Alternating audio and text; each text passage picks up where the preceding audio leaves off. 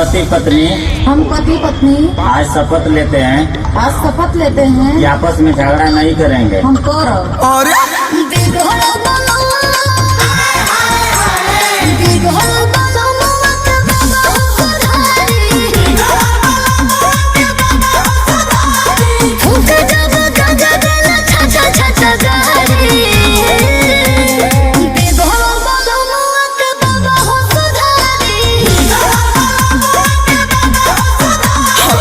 जग बचाई दी आजे बाबा